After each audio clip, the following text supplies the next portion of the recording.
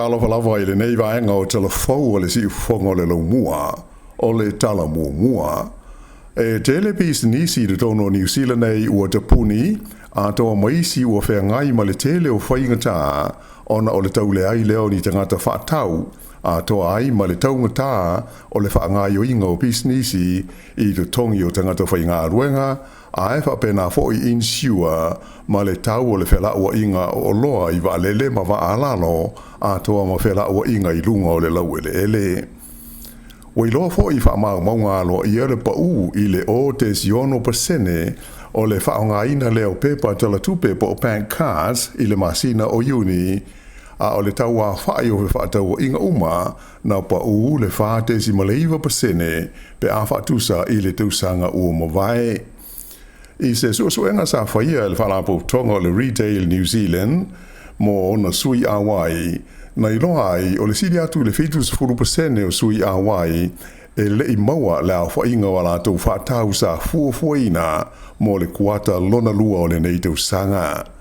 Na ta ua ai le whaatonu o le Retail New Zealand o Caroline Young o le winga moni o le tulanga e telepis nisi ma company e le i mawhai o na maua i ani tupe mamaapo o ni polofiti e tau whaafetau iai i a lātou tupe halu i le whaangai o inga o lātou pisi nisi.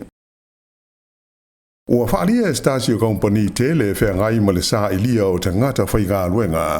o le a whaawau pēa o na tō tele tangata e malanga e se atu ma New Zealand se ia vangana ua pa i lalo le tului o tupe ai Tala Fou mai fa le tupe. O whaamau maunga a le ofisa o Whainumera whaamau mawina le malo New Zealand ua whaalia ai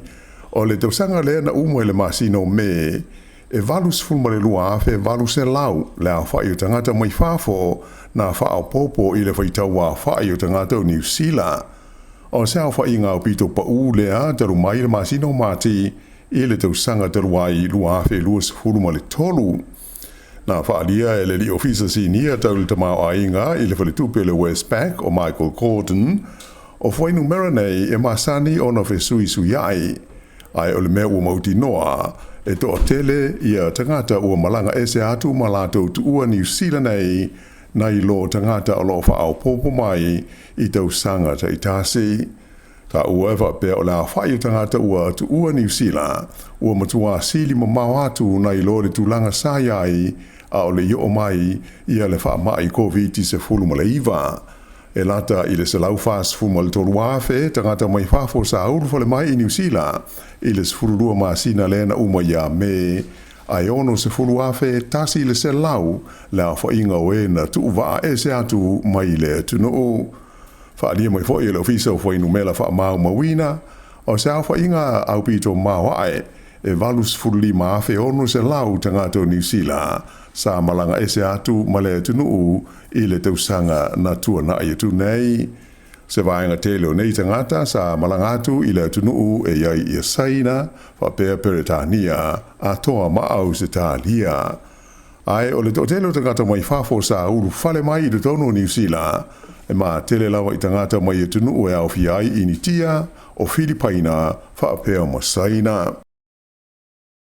O wainuio mata le pito nuu e au pito tele iai i a paipa pāpā ma mama o lo liki ai maalu le au ngāle suawai i le tonu o le tu malo atoa o Wellingtone. O le atulanga sa whailo mai wha mau maunga lo ia le mtanga ruenga pu le suawai tau mafa o Wellingtone le Wellington Water. Ta uai a whaatusa i wha mau maunga moisi pito nuu e au fiai Lower Hutt, Upper Hutt, Porirua ma Wellingtone ona manino mai lea o wainuio mātalawa e au pito i tele i aila o whainga o paipa i e mama ma pāpā ma alu lea o ngā aile sua mai tau mawha a mata mai lawa le tausanga i lua afe lua se fulu. O le vāle māsina o Iulai lua afe lua se fulu ma Iuni o le lua afe lua fultasi e lima se lau iwa se fultolu lea o whainga o paipa na pāpā ma liki aile suawai i wainuio mata. I Upper Hutt o le pito nuu o Trentham sa au pito tele ai paipa pāpā ai o Wellingtone o le pito nuu o Karori. E talitonu le pole nuu o Lauan Ati a Campbell Barry a tonu o le tele o wainuio mata e mafua ai ona tele ia pai liki ma mamai ia le sua vai na ilo isi pitonu o le lo mua. Ta ua fo ia le lipo le no, ua tu ina atu e le pulenga o Lauan Hat se vai ngā tupe wha au popo e lua tesi ma le varu miliona tā la i le pulenga o le sua vai e lango aia la tu ngā ruenga i le tonga fitinga o pai pa papa ma liki ai le sua vai. Ua manu malo le malo New Zealand i se whinaunga ua lewa o na tula i mai i le vālea ma le uni e le vesenga o le leo e a fia ai i o la tau tu tongi e tusa ma le tausanga a toa talu o na whaia tala noa ngālo ia i le vāo i tu e lua ma e sa le mawhai o na mawai se mulienga o na tau fia ai leo se arbitrator po se tangata tuto tasi e tu i le vā e na te whaia se whai unga tāla whea ngai o le nei mata upu. O ia la sa tau fia o le tamaita iloia e tomai wha apitoi mata upu tau ngā ruenga o Vicky Campbell mai o le sunga fuana napi le na whaiaila na whai unga ua ia talia i nai le ofa a le malo mo leo lea e au fia i se vai ngā tupe e awhi lima se lau tā la mo leo uma ma le si tanga e lima awhi tā la mo ofisa ma le au whai tā ai wha au popo i ai ma le si tanga lau te leo tutongi o leo uma e whāpasene i a iulai, ma leisi whāpasene i le tausanga fau lua awhi lua sifuru lima. E le ngata i lea, ai ua si tia fo i ba alauni o leo i lau wha inga e lima tesi ma le lua 5% e amata na wha mamalu mai i a Novema o le tausanga taluai. O le masina o a Perila, na te ena ai e le asosi a li i matamai ta i leo, ia se ofa o te tongi na tu inane i ai e le malo o le la tau whinaunga e le tai whetaui i le asitanga ma sa iai le popolenga o leo o le ato o tele ai i a li imatama i ta i leo e wha mamae mai i la tau ngā ruenga. Wha ilo mai le fia o le sosa i e te leo i le wha i unga e pei o na tu ina mai nei e manatu le sosi e pei ua lima ta ina le arbitrator i le mana o le malo e wha aititia i a tupe wha halu i ngā ruenga whai. E lua hafe ono se lau wha se furu le au whai o mai whau le COVID se furu iwa na wha mawina i le tono New Zealand i le vai aso le na wha uma i le vai luanga o le pō le sana tenei a e tolu se furu le au whai o tangata na mali liwai ona o le wha mai sa o pito to tele mai whau na wha mawina i le tu malo Canterbury e tolu se lau lua se furu so o tu wai le wai te mata lua se lau ono wha ma le counties Manukau e lua se lau lima se furu lua. O le vai aso i ona tua e lua afe e fitu se lau fitu lua lau wha inga o mai whau na wha maui nai ma le tolu se furu maltasi o e na mali li wai ona o le kovisi.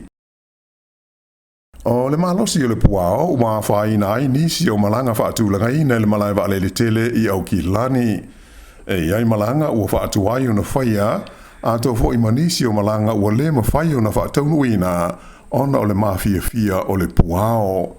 E lua ni malanga mai nei pia sa le i ma whai o na wha taunu ina le taia o na le ila a tō maisi malanga ua tu i tua teimi ona o ia tu langa wha le tonu. O loo whautua i nai pa se malanga ina ia fesota i bawe i kompani ma alele ina mauti no ai le tu langa o la tau whai ngā malanga i le nei aso.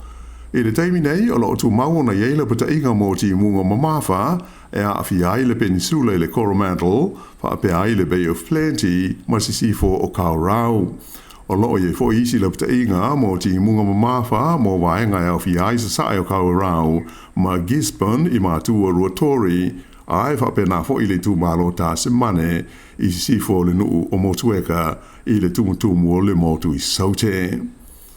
I nai tala i le laulangi whafo, ua te tau i tangata o Amerika o na toe la atasi i tua ina ia fua lele ai pe whape whea o na tātou a ngai i luma. O se vaenga leo le saunoa ngalo ia le Palestine o Amerika ia Joe Biden mai le whale pae ana pō e tu sai o le tau mawhainga e tangata waleina le liina avea mua ma Palestine ia Donald Trump. Whaalia Biden e le te tau ona talia ngō fie e tangata o Amerika le neitu ainga o winga matautia e na ia sanga whaau o pēa.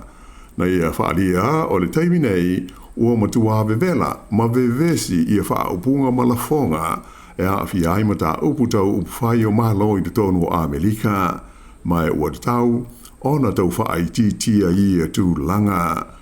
O le tiu te whai o tātou uma le whaatino o lea wha moe moe o le saunoanga lea le li Pelestene.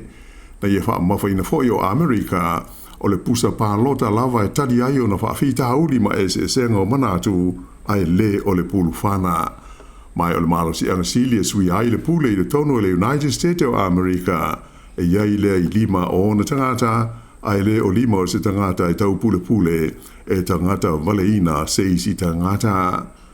O lona tolu i leo taimi ua whaiaini sao noa ngalo ia le li Pelestene o Joe Biden, talu ona tula i mai le whaalavelave le nei le astona i ua mamae taimi a Amerika. O le nei whaalavelave e le o a whaina ma a fiai fuafuanga a le patia le Republicans mo le lātou tau o fianga tele whaia i Milwaukee i le so. O le whaatasinga le nei, o le aalo i ai o na filifilia le Republican i Donald Trump e avea masui tau wao le nei pāti i le pālota o le tofi Pelestene. O le a whailoa i fo i le so e Trump, i le ngoa o le tangata o le a avea maana panga e tau moa i le tofi sui Pelestene i le pālota tele i a Novema. Ua whamawai mai lona tofi le tamaitai pāle mia o le tunu o Estonia i le atu Europa, ona ua filifilia o ia e whai maulu o whai inga whaawai tau i le vai whafo a le Unio Malo Europa po o le EU i se taimi o le tausanga nei. O le tamaitai le nei sua whai a Kasia Kalas e whaas furufitu tausanga o le soifua o le urua i tamaitai lea ua avea ma pāle mia o le nei tunu o Estonia mai o le asonga fua nafi le ana tu ina tua ialo ia na whaamawaenga i le Pelestene o le tunu o ala Karis. I lalo le teita inga al tamai i pāle bia le nei sa tu le maiai Estonia o le tunu Europa au pito i malosi lona de te i a Lucia malana o sa inga o Ukraine e pei ona iai nei le taua i le vā o ia malo e lua. I le Pasifika, ua whailo mai le malo Australia, se whaopoponga e ona sfuma le malu miliona tala, o lana fesoasoani mo le whaalelea o mea tau whaatera launga, ma fesota inga i le tūlangi o le Indo-Pacific, i le tonu o leisi lima tau sanga o lumana nei. O le nei whaopoponga o lo whaamoemoe, e sanga whaamalo si ai le fuafuanga tau whaatera launga mo le nei tūlangi, e awala le fast 4 miliona tala, o le atu ina atu i le ABC, e sanga whaale le iaia na Paul Kalame whaabitoa mo tangata atu motu le Pasifika ma whaalau tele ina atu aile au nanga ale wales whaasara laua Australia ina ia manino ana whaasara launga i le ala leo wha mo le tele o atu motu le Pasifika. E le ngata i lea o le awhia e fo i ma le whaatino ino ni Paul Kalame whaale awa onga mo le au whaasara lau i le luma nai. E le ngata i le nā, ai o le amaua fo i le au nanga TV, le Pacific Oz TV, i le sili atu le luas fumo le malu miliona ta la o le neifiso soani le malo Australia, e le tongi ai Paul Kalame ia o lo whaonga ina e whale televise i atu motu o le Pasifika. E ta alonga, ua maua awa noa o New Zealand whape ai ma New Caledonia, e tau wa ai le taamnisanga o le ipo le larolangi, mo le awali i lalo o le lua se furu te usanga le mātua i le ta'alonga o le soka, lea e whaia i le tunu o Chile i le tausanga lua awhi lua se furu ma le lima.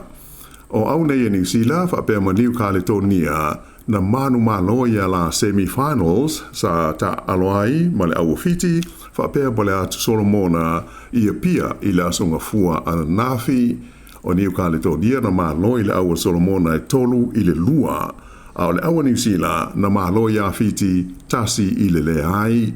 Ua sa auni nei la New Zealand ma New Caledonia e ta alo i le final mo le sa ilinga o le siampini o le vaenga o li e lalo le ta isfuruiva te usanga le mātua le o le awhaia i pia i le stofi ai e mua le ta alo ngā fiti ma Solomona e sue ai le tūlanga tolu ma le wha. Ia o le wha iunga nā o Tala Fou i le nei tūlanga.